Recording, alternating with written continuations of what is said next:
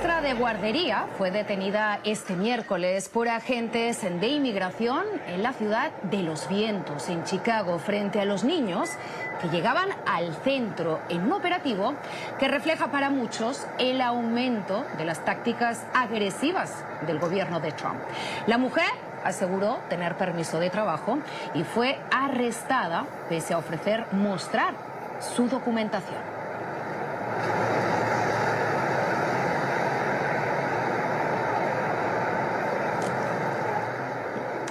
Según testigos, varios agentes de ICE entraron al centro educativo llamado Rayito de Sol para interrogar a trabajadores mientras los niños estaban presentes. La subsecretaria del Departamento de Seguridad Nacional de Estados Unidos, Tricia McLaughlin, explicó que intentaban detener un vehículo registrado a nombre de una mujer indocumentada. Escuchemos. Los agentes del ICE no tenían como objetivo una guardería. Los agentes intentaron realizar un control de tráfico selectivo a esa inmigrante ilegal colombiana. Los agentes intentaron detener ese vehículo, registrado a nombre de una inmigrante ilegal, con las sirenas y las luces de emergencia encendidas, pero el conductor se negó a detener el vehículo. Las fuerzas del orden persiguieron el vehículo antes de que el asaltante acelerara hacia un centro comercial, donde él y la pasajera huyeron. Entraron corriendo en una guardería e intentaron atrincherarse dentro, poniendo en grave peligro a los niños. La mujer inmigrante ilegal fue arrestada dentro de un vestíbulo, no en la escuela. Tras su detención, mintió sobre su identidad. El vehículo está registrado a su nombre, aunque ella afirma que no conocía al hombre que conducía su coche y que simplemente lo recogió en una parada de autobús. Próximamente se darán a conocer datos, incluidos los antecedentes penales y la información sobre el agresor masculino, y actualizaremos al público con más información tan pronto como esté disponible. Esas eran las declaraciones del Departamento de Seguridad Nacional en relación a ese video que ya es viral, la detención de una maestra frente a los niños a las 7 de la mañana del día de ayer. Bienvenidos a Club de Prensa Miami, soy Alessandra Martín. Estamos en riguroso directo, son las 2:02 de la tarde y es hora de dar la bienvenida a nuestro invitado, a Manuel Aguilera, analista político y periodista desde Miami. Muy buenas tardes, Manuel, ¿cómo estás? Buenas tardes, encantado de estar contigo y con la audiencia de NTN. Manuel, no sé si has tenido oportunidad de ver esas imágenes, ya son virales, son muestra de detenciones por parte de agentes de inmigración. ¿Crees que estarían usando fuerza excesiva para llevar a cabo estos operativos? Bueno, es evidente que se está usando una fuerza excesiva con una mujer indefensa, sin armas, no es necesario. Entonces uno se pregunta si esto está hecho a propósito o si es un abuso aislado de un agente. No es la primera vez que lo vemos y además vemos que desde el Departamento de Seguridad no se piden disculpas. Yo creo que lo suyo hubiera sido pedir disculpas por los métodos utilizados en esta ocasión puntual, diciendo que no es la manera de actuar constante, pero parece ser que hay una resistencia a reconocer el error, por lo cual yo tiendo a pensar de que es un patrón, ¿no? Yo creo que esto es un patrón. Creo que se ha generado un clima de miedo, no de ayer con estas imágenes, sino de los últimos meses. Y creo que esto es una estrategia para que la gente los indocumentados en este caso, tengan miedo. Muchos abandonan el país por su propia voluntad, que está pasando, que muchos de ellos, vista la situación, se están marchando. Entonces, bueno, lo que es triste porque al final yo creo que es importante marcando la legalidad, ¿no? Si alguien es indocumentado y las autoridades quieren llevarle a declarar o revisar su situación, incluso iniciar un proceso de expulsión, está en su derecho, pero, insisto, debido proceso y respeto a los derechos humanos. No es la primera vez que vimos este tipo de violencia contra mujeres. Veíamos hace unas semanas una mujer ecuatoriana en un juzgado, no sé si recuerdas, que era un poco lo mismo, la tiraron al suelo, la inmovilizaron, una cosa totalmente que no es necesaria, innecesaria, y que estamos viendo esta fuerza en las detenciones. Yo creo que se quiere lanzar un mensaje porque si fuera un error, se pediría disculpas y se tomaría como algo aislado, ¿no? Y sobre todo, Manuel, justamente esa detención se hizo a las 7 de la mañana del día de ayer frente a niños de ese daycare. Te quería preguntar si ese tipo de imágenes, si las políticas migratorias, si las deportaciones que estamos viendo, las detenciones, se puede traducir en un castigo por parte del voto hispano, y lo relaciono con las últimas encuestas de popularidad de Donald Trump, que muestran una caída importante, al menos por ahora, en su aprobación general, con niveles que llegan a mínimos históricos desde que regresó a la Casa Blanca. Estoy hablando de una encuesta de AP North en octubre. Solo el 25% de los adultos hispanos tienen una opinión favorable de Trump, frente al 44% antes de que asumiera el cargo por segunda vez. Manuel, ¿qué lectura podemos hacer de las elecciones de Nueva York, de Nueva Jersey, de Virginia con respecto al voto hispano y su posible inclinación para las elecciones del año que viene, las elecciones de medio término?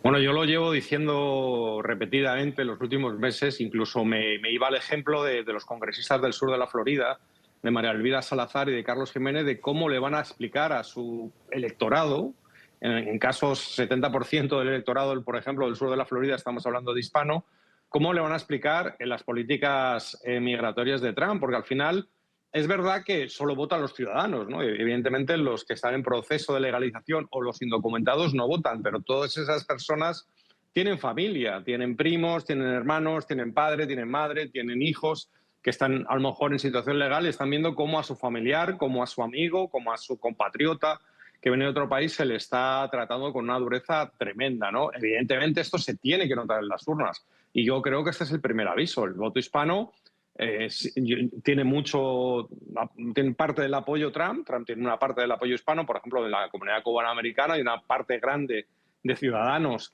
americanos de origen cubano que le apoyan porque apoyan sus políticas, pero en el resto de comunidades que están viendo cómo sus compatriotas están siendo duramente perseguidos, pues evidentemente eso se tiene que notar. Creo que estos días se le acaba el TPS a 300.000 personas de origen venezolano.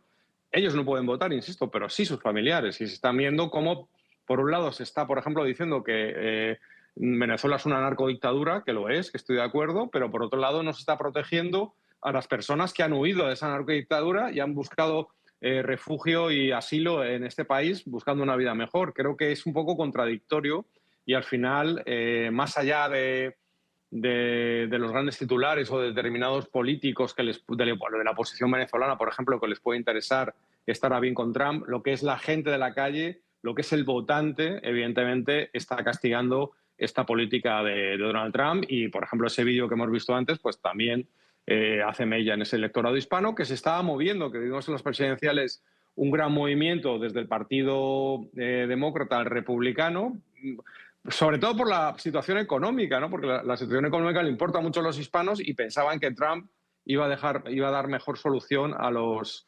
la situación económica. Por otro lado, se hablaba de frontera, que se hizo, y eso hay que anotarlo como algo positivo dentro de que es una promesa cumplida y que ha permitido que ya no sea una frontera tan permeable, pero se dijo que se iban a perseguir sobre todo a los indocumentados delincuentes, etcétera. Pero esta señora, por ejemplo, que hemos visto, no son trabajadores, son gente que ha venido a este país a trabajar y se les está persiguiendo, se les está castigando, con lo cual eso en el voto lo hemos visto en estos últimos comicios, y de seguir así yo creo que lo va a pagar, y no solo él, sino todos los congresistas y senadores que están en zonas de alta concentración de hispanos.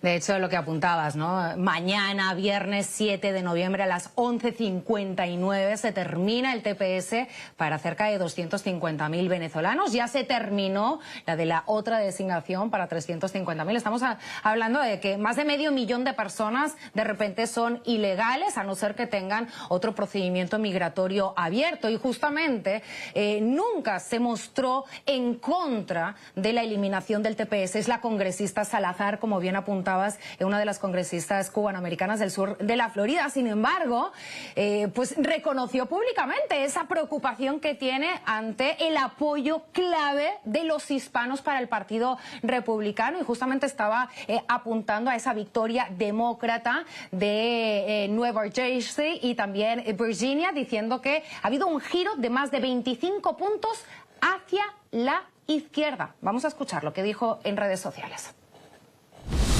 Llevo meses diciéndolo. Los hispanos que impulsaron la gran victoria de Trump se están yendo y lo estamos permitiendo. Anoche, en Nueva Jersey y Virginia, el voto hispano se movió más de 25 puntos a la izquierda. Esos estados solo se ganan si los hispanos se quedan con el Partido Republicano. Republicanos despierten. Fe, familia, libertad, dignidad. De hecho, la presidenta del Venezuelan American Caucus, que es la organización por excelencia que ha estado luchando por el TPS en las Cortes, apuntó que esa tendencia del voto latino hacia los demócratas también ha ocurrido en las elecciones a la alcaldía de Miami, que por cierto se van a una segunda vuelta. Vamos a escuchar lo que dijo Adelis Ferro.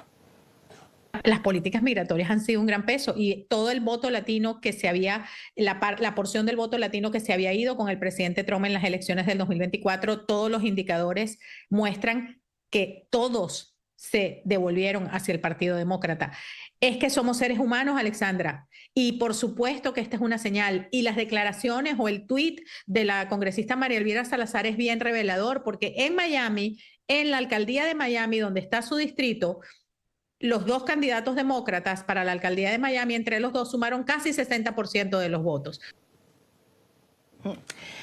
Manuel, ¿qué opinas sobre esas declaraciones de Adelis Ferro y esas elecciones a la alcaldía de la ciudad de Miami? Que justamente nos vamos a una segunda vuelta en diciembre. ¿Qué va a pasar con el voto latino aquí en Miami, en el sur de Florida?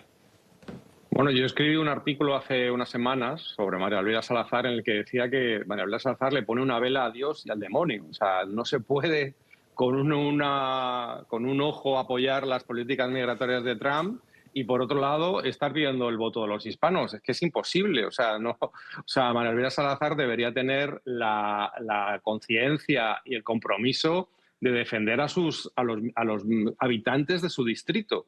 Y claro, los habitantes de su distrito, que es un distrito con una concentración hispana altísima, creo que supera el 70%, pues están descontentos con las políticas. Entonces, evidentemente, lo va a acabar pagando. Estoy convencido, porque además ese distrito en el que estuvo muchos años Ileana Ros-Lehtinen tiene una alta concentración demócrata, pero, por ejemplo, Ileana Ros-Lehtinen siempre tuvo una sensibilidad, una manera de hacer política en la que se ganaba, aparte de ese electorado, un poquito más escorado al centro o centro-izquierda, ¿no? Yo no quiero hablar de izquierda porque realmente en Estados Unidos hay poca gente que defienda postulados de la izquierda como la conocemos en Europa, por ejemplo. Entonces, con todo esto, yo le auguro un futuro muy complicado a María Elvira Salazar porque, claro, aunque ahora se vaya hacia otro lado, ya tantas piruetas, no sé si se van a ser entendidas por el público y por la gente que vota, y sobre todo si va a tener credibilidad. Entonces, bueno, evidentemente todas estas políticas van a tener su fin en las urnas, ¿no? Van a tener sus consecuencias y en el caso de la alcaldía de Miami, pues el dato está ahí, lo ha dado Adelis Ferro, esa concentración de voto demócrata supera el 60%, con lo cual es una mala noticia para los republicanos.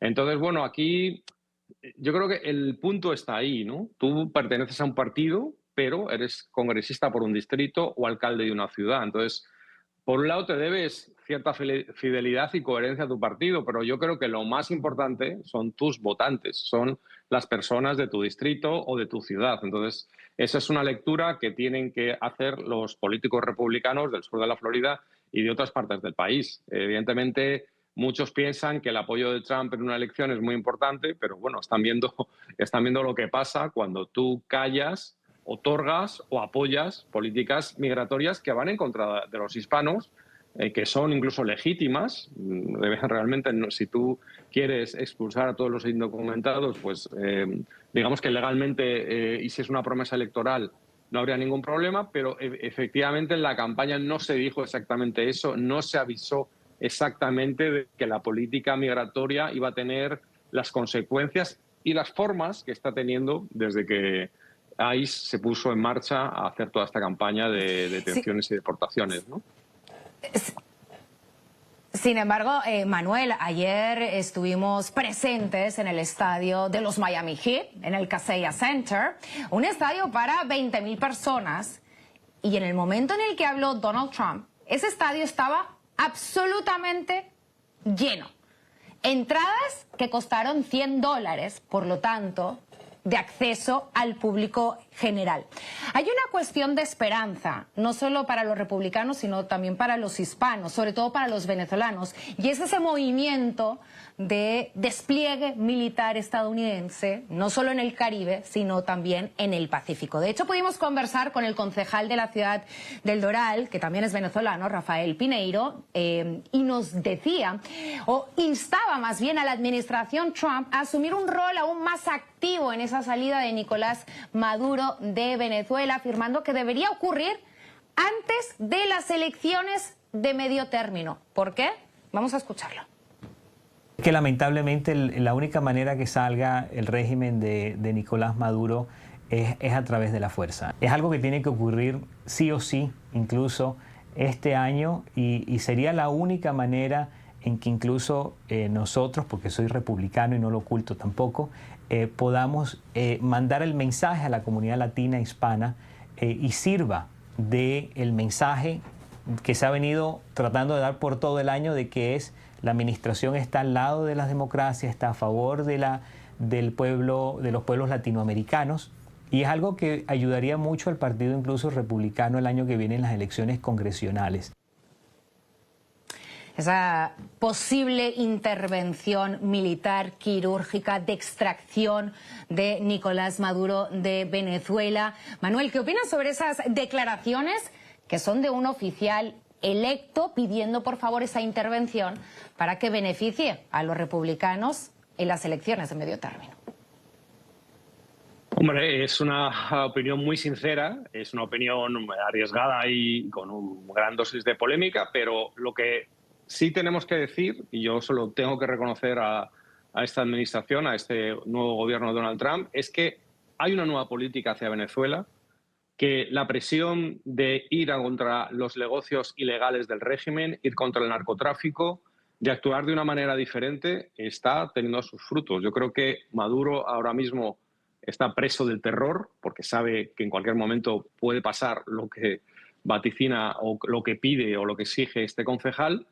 Y bueno, yo lo que me gusta es a lo mejor que no se está respetando una vez más el debido proceso en cuanto a los ataques a las embarcaciones presuntamente con droga, porque realmente carecemos de la información suficiente para saber que en esos barcos hay droga, que las personas que han fallecido y han sido eliminadas dentro de esas embarcaciones son realmente narcotraficantes. Sería, creo que, muy sano que esas embarcaciones se abordaran, se detuvieran a los tripulantes, supiéramos quiénes son, viéramos la droga. Creo que sería, si les trajera a Estados Unidos y se les juzgara, creo que ese proceso daría mucha luz en toda esta política. Pero en general, más que atacar a negocios legales, como el tema de las sanciones a Chevron o petroleras que trabajan en Venezuela, veo mucho mejor atacar el negocio ilegal del narcotráfico. En eso tengo que decir que es una decisión valiente y que creo que está teniendo sus frutos. Ahora, que Trump se atreva a una intervención militar o a un ataque quirúrgico como pide este concejal, lo pongo en duda. Es posible. Y desde luego, si lo hiciera, tendría un beneficio electoral. Estoy seguro que muchos de esos venezolanos que a lo mejor están votando demócrata por la falta, o que se han girado de republicano a demócrata por la falta de empatía con todos esos proveedores del TPS, con todas las personas que tienen el TPS o que están en una situación de asilo o de pedir que Estados Unidos les proteja de la narcotiranía. Creo que a lo mejor esa noticia sería positiva para una parte del electorado hispano que vería una parte activa. Ahora, de verdad, desde un cargo público apoyar un ataque que podría conllevar la desaparición física de Maduro, pues es arriesgado, ¿no?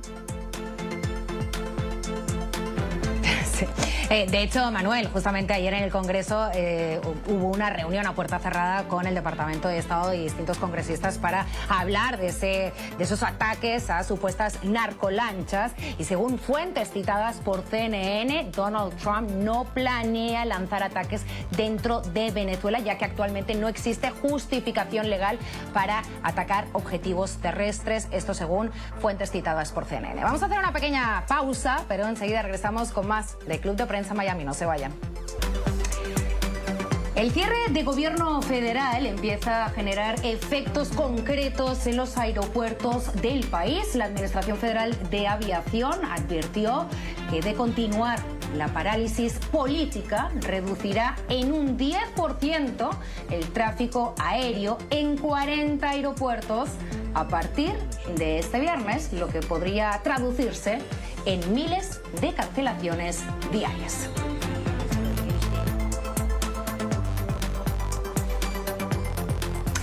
Y damos la bienvenida a José Glinski, argentino, peronista, diputado nacional por Chubut y de hecho también fuiste jefe de la Policía de Seguridad Aeroportuaria de Argentina. Muy buenas tardes y muchas gracias por estar hoy aquí. No, gracias a vos por la invitación. Diputado, ¿qué opinas sobre esta parálisis del gobierno de Estados Unidos y sobre todo sobre esos efectos que ya está teniendo en el transporte y qué imagen proyecta pues del país hacia el exterior? Bueno, esta versión de la administración Trump para los argentinos es una muy particular, ¿no? Seguramente es aquí muy notorio de que la presencia de Donald Trump como figura política en la Argentina ha sido mayor, pero sin embargo y al mismo tiempo los problemas que están sucediendo hoy en Estados Unidos y particularmente las dificultades que tiene para llegar a los acuerdos políticos mínimos, grados de aceptación bajos y demás, sí tiene repercusión en la Argentina, sobre todo en un momento donde nuestro país se siente efectivamente está tan comprometido y condicionado por el gobierno de Estados Unidos. De hecho, hablemos ya de esa relación de Javier Milei y Donald Trump. De hecho, ellos dos son los únicos jefes de Estado que están participando de este foro económico que se está llevando a cabo en la ciudad de Miami. Ayer veíamos a Donald Trump con un estadio totalmente lleno de gente. Hoy por la tarde justamente va a ser el presidente Javier Milei quien va a intervenir en ese foro. Me gustaría preguntarle, ¿Argentina se ha visto beneficiado por posibles acuerdos de cooperación, comercio e inversiones entre ambos países? No necesariamente. Da la sensación de que es una relación más de carácter personal, que ha cobrado un carácter institucional en el último tiempo porque la intromisión del gobierno de Estados Unidos en el proceso electoral de la Argentina ha sido explícito, ¿no? Ha sido para nosotros, desde nuestro espacio político, la oposición, de un nivel de dependencia que no ha sido visto en la historia contemporánea y reciente de la Argentina. Pero la realidad es que es difícil de entender, ¿no? Porque ese vínculo de carácter personal, que tiene, por supuesto, algunos componentes de carácter ideológico y de una estructuración de la derecha a nivel global que no habíamos visto hasta el momento, va a tener consecuencias muy serias para la Argentina. Sobre todo en materia de endeudamiento, que quizás sea el problema más grande que tiene la Argentina, histórico, que no puede resolver o que había resuelto hace 15 años atrás, un poquito más, 20 años atrás, y que en este momento vuelve a ser el mayor problema de la República Argentina. Con un agregado además, y me parece que viene bien señalar esta idea de que se encuentran Milei y Trump en el mismo foro, ¿no? Hay 7 funcionarios de JP Morgan en el gobierno de la Argentina. La participación también no solamente del gobierno, sino de relaciones informales entre banqueros norteamericanos y funcionarios del gobierno argentino es muy grande, con lo cual estamos en las vísperas, a mi juicio y al de nuestro espacio político, de uno de los mayores desastres financieros y de mayores endeudamientos que va a tener la Argentina, con protagonistas que ya estuvieron en otros gobiernos, estuvieron en el gobierno de Macri y también en el gobierno de la Rúa, que terminó de muy mala manera en el año 2001. Manuel Aguilera, periodista y analista político desde Miami, al otro lado del teléfono. Me gustaría preguntarte, justamente él estaba hablando de intromisión electoral nacional, cuando Donald Trump prometió a Argentina, o concretamente a Javier Milei, 20.000 millones de dólares si este ganaba las elecciones legislativas argentinas, y las ganó. Manuel, desde aquí, desde tu opinión, ¿es eso una intromisión a la soberanía electoral, esa promesa económica que hizo el presidente de los Estados Unidos a Argentina? Bueno, no tiene muchos precedentes, ¿no? Yo creo que no hay ninguna ley que de declaraciones, pero realmente normalmente los gobernantes suelen ser respetuosos con los procesos electorales de otros países. Evidentemente, si hay una sintonía ideológica, puede haber algún acto político en común, pero en este caso hacer que dependa una ayuda a un país a la que gane un candidato en concreto, pues no tenía precedentes. Sinceramente, si esto ha tenido repercusión en el electorado argentino, pues realmente lo dudo mucho, ¿no? Porque realmente es algo que no sé si se le pueda dar mucha credibilidad, ¿no? Pero bueno, sí, realmente no hay precedentes y no es una declaración que tenga mucha elegancia y que no esté en el respeto a la soberanía y a la decisión de un pueblo que es ajeno a los Estados Unidos, como es la República Argentina, ¿no?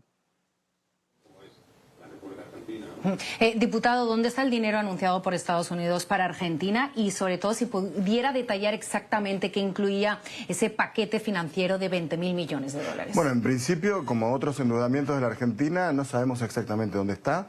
Los primeros 20.000 millones de dólares son en una modalidad de swap, es decir, es más bien un asiento contable, un respaldo financiero que le da Estados Unidos a la Argentina en un momento en que el Banco Central argentino tenía que intervenir para sostener el precio del dólar. Luego hay 20.000 millones de dólares más prometidos por el gobierno norteamericano, por Scott Bessent particularmente, que no sabemos qué formato va a tener, probablemente a través de entidades bancarias.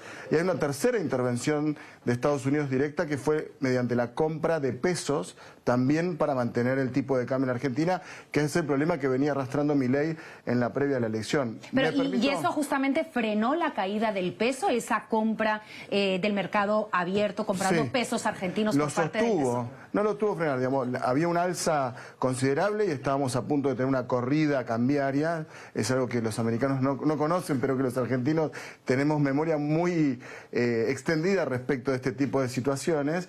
Pero me permito disentir con la opinión de quien hablaba recién respecto de lo que ocurrió particularmente en el corazón de los argentinos, más en la sociedad. En la previa a la elección, Donald Trump dijo que la Argentina estaba muerta y que el rescate financiero del gobierno norteamericano a la Argentina estaba condicionado por la victoria de Javier Milei en esas elecciones de medio término. Y cualquier persona, no digo los que estamos politizados, los que formamos parte del mundo de la política y estamos en la toma de decisiones y estamos ultra informados, pero para el ciudadano de a pie, la idea de enfrentar un lunes posterior a una derrota eventual del gobierno de Milei y que el dólar se dispare con las consecuencias que eso tiene sobre la vida cotidiana de los millones de argentinos y argentinas, eso significa aumento de precios en el supermercado, en el alquiler, en los costos de vida en general, me parece que sí tuvo un efecto porque el miedo que generó la falta de apoyo, del apoyo prometido ante una eventual derrota del oficialismo, contuvo de alguna manera una ola que venía de la elección de la provincia de Buenos Aires, el distrito más importante de la República Argentina en cantidad de electores, en donde el peronismo había ganado por 13 puntos. Luego, en la elección, algunas semanas después, 3 semanas después, la elección igual fue pareja, digamos, ganó el oficialismo, pero con una exigua diferencia de apenas 1 punto en la provincia de Buenos Aires y con una oposición muy consolidada en el 35% de los electores, con lo cual, de alguna manera, la ayuda de Estados Unidos nosotros la vemos como una ayuda muy particular, muy circunstancial y orientada definitivamente a entrometerse en los asuntos electorales de la República Argentina. Justamente hablábamos del voto latino, de ese despertar del voto latino que le dio la victoria a Donald Trump en las pasadas elecciones y dado a las políticas migratorias y la economía, lo que estábamos conversando con Manuel Aguilera en el anterior bloque. ¿Qué puede estar pasando también con la fuerza política? Porque el peronismo sigue siendo una fuerza política importante, pero diríamos que le falta liderazgo. Supongo que también desde la oposición estarán haciendo una lectura de los resultados de las últimas elecciones legislativas. Bueno, nosotros somos una fuerza política que tiene más de 80 años y que es quizás la fuerza política de extensión nacional más importante de la Argentina.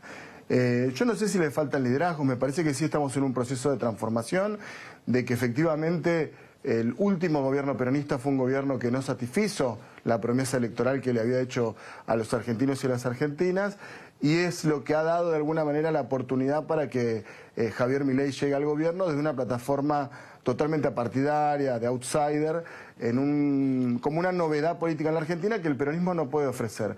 Pero más allá de que el peronismo tiene que ir a buscar votos nuevos, que en algún momento nos acompañaron y hoy no nos acompañan electoralmente, el peronismo constituye ese 35% de la población que dice no queremos este modelo que nos propone Javier Milei. Me parece que esa es la etapa del peronismo. Quedan 2 años para las próximas elecciones a presidente y la sensación que tenemos todos, más allá de que bueno, pasó ya el vértigo electoral de las últimas semanas, es que el gobierno de Javier Milei pende de alfileres, ¿no? Porque depende sí o sí de la ayuda directa del gobierno norteamericano para mantener mínimamente las condiciones de estabilidad económica que tienen un costo muy alto para la sociedad. Hay estabilidad macroeconómica, pero un descenso de la calidad de vida notable de la inmensa mayoría de los argentinos, que les cuesta cada vez más llegar a fin de mes. Es el momento de mayor endeudamiento de las familias argentinas de la historia de la democracia desde el 83 a la fecha. Vamos a dejarlo aquí, sin embargo, vamos a hacer una pequeña pausa publicitaria. Me quiero despedir formalmente de Manuel Aguilera, periodista y analista político. Manuel, estaremos muy pendientes de ese discurso que dará esta tarde Javier Milei aquí desde la ciudad de Miami. Te mando un fuerte abrazo y seguimos con más de Prensa Miami. Vamos a hacer una pequeña pausa y enseguida regresamos. Chao, Manuel, bye. Este jueves comenzó en Argentina el juicio por la mayor causa de corrupción en la historia del país, con la expresidenta Cristina Kirchner como acusada principal. Kirchner, que actualmente cumple prisión domiciliaria, ejerció un papel central en la política argentina entre 2003 y 2015, primero como primera dama y luego como presidente. Ahora se la señala de liderar una asociación ilícita y de recibir millones de dólares en más de 200 sobornos de empresarios a cambio de contratos estatales durante ese periodo. La líder peronista asegura ser inocente y, de hecho, hoy dijo que la causa es una operación judicial para distraer la atención frente a la reforma laboral que impulsa Milei. Escuchemos. Hoy comienza otro show judicial en Comodoro. Parece que no les bastó con meterme presa y proscribirme de por vida en la causa Vidalidad. Necesitan mantener viva la opereta judicial para seguir presionando y, sobre todo, distraer la atención. Podrán inventar causas, manipular jueces o escribir fallos, pero no van a detener la organización del peronismo y de todo el campo nacional y popular frente al saqueo que están perpetrando y que piensan profundizar para los próximos meses. José Glinsky, diputado nacional de Argentina por Chubut concretamente, hoy comenzó este juicio, a pesar de que Kirchner ya está arrestada o inhabilitada en esa prisión domiciliaria por otra causa. Le podrían caer penas máximas de hasta 10 años de prisión. ¿Qué espera de este juicio? A ver, tanto esa causa como la causa Vialidad, por la cual hoy Cristina está detenida en su domicilio y proscripta sobre todo para ejercer cargos públicos, lo que ha impedido que sea candidata, y es una opción que el peronismo no tiene, digamos, es su máxima líder, sin lugar a dudas forman parte de una estrategia de la oposición al peronismo en la Argentina. Básicamente porque el cronograma electoral y el cronograma judicial se fueron coordinando en los últimos años para impedir que Cristina sea candidata en primeros términos por el Partido Justicialista en las últimas elecciones. Y coincido con lo que dice la expresidenta y ex vicepresidenta también, porque fue vicepresidenta desde el 19 hasta el año 23, corre de alguna manera la agenda central, que es la agenda de discusión que quiere poner el gobierno respecto a la reforma laboral y la reforma jubilatoria. Esta causa es una causa que se inició con una prueba compleja, difusa, son las fotocopias de unos cuadernos que una persona acercó de manera anónima a un periodista y se ventiló a través de un medio de comunicación. El propio ministro de Justicia de la actual administración de Javier Milei, cuando era abogado de uno de los empresarios también acusados, advirtió que era una causa en la que se estaba presionando a los empresarios para declarar en un solo sentido y de esa manera obtener la libertad, y que iba a haber tergiversación de la realidad de lo que ocurrió. Con esto no quiero decir que no haya habido situaciones de corrupción, me parece que son inherentes a la política, pero evidentemente estas causas tienen un objetivo principal, que es el de sacar de la oferta electoral a Cristina Fernández de Kirchner e impedir que un sector importante de la política argentina y la sociedad tenga, digamos, la fuerza necesaria para poder afrontar, por ejemplo, entre otros desafíos, los avances sobre los derechos del gobierno de derecha, valga la redundancia, y a veces con algunos rasgos autoritarios y fascistas de Javier Milei. Diputado, hay más de 70 imputados. De hecho, ese juicio se está realizando vía Zoom porque no hay sala judicial para acoger a tantas personas. Si Cristina Kirchner es condenada, ¿cómo debería responder el peronismo para mantener su apoyo, su base de apoyo, digamos, pero sin desacreditar a la justicia, que es la primera base de cualquier democracia? Bueno, en principio la justicia es el poder del Estado con menos respaldo en la sociedad argentina. Digamos, si uno va a las encuestas de opinión y lo puede ir viendo, la Cámara de Diputados ha cobrado mucho mayor relevancia en el último tiempo, la gente confía más, producto de que hemos tenido, sobre todo en la oposición, un comportamiento muy claro respecto de cómo frenar las políticas de Javier Milei. Y la justicia es, de los tres poderes, el que menos acompañamiento de la sociedad tiene y el más desprestigiado. La Corte Suprema de la Nación tiene dentro de sus componentes 2 ministros que aceptaron ser nombrados por decreto y no pasar por el Congreso. Lo mismo ocurrió con otros 2 que tuvieron que renunciar en el último año, también propuestos por el gobierno de Javier Milei, sin ningún tipo de legitimidad ni el apoyo del Congreso de ambas cámaras. La justicia en la Argentina es el poder más desprestigiado, me parece que no es por ahí el planteo. Sí creo que nosotros tenemos una mirada y que puede ser distinta dentro de nuestro propio proceso político. Desde mi punto de vista, el próximo presidente debería indultarla a Cristina Fernández de Kirchner. Yo no creo, además creo que ese tipo de actitudes de ir por los expresidentes tienen mucho más de componente político que de componente de justicia. Y en segundo lugar, sostenemos nosotros la inocencia de Cristina como, por lo menos en el planteo judicial, de ser jefa de una asociación ilícita. Ella está condenada por un hecho que es el de unas supuestas malversación de fondos, siendo ella supuesta jefa de una asociación ilícita, de un hecho en el cual no firmó ni siquiera un papel. No es la responsable de la administración en la Argentina la presidenta o el presidente, sino el jefe de gabinete.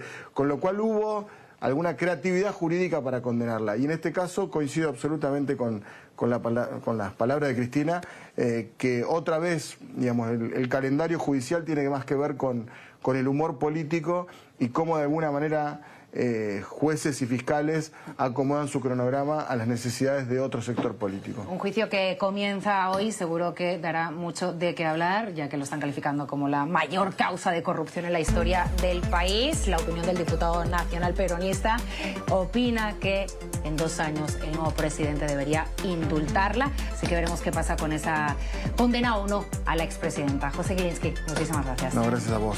Vamos a seguir con más de Club de Prensa Miami. No se vayan, una pequeña pausa y enseguida regresamos. Y seguimos con más de Club de Prensa Miami. Atención, una noticia de última hora, y es que la plataforma especializada Flight Radar 24 confirmó este jueves que 2 bombarderos B-52 de la Fuerza Aérea de los Estados Unidos habrían sobrevolado la costa venezolana. Esa es una última información, así que les invito a seguir conectados a NTN 24 a través también de nuestras plataformas de redes sociales. Soy Alessandra Martín y ha sido un placer acompañarles una tarde más aquí desde los estudios internacionales de NTN 24 en Miami.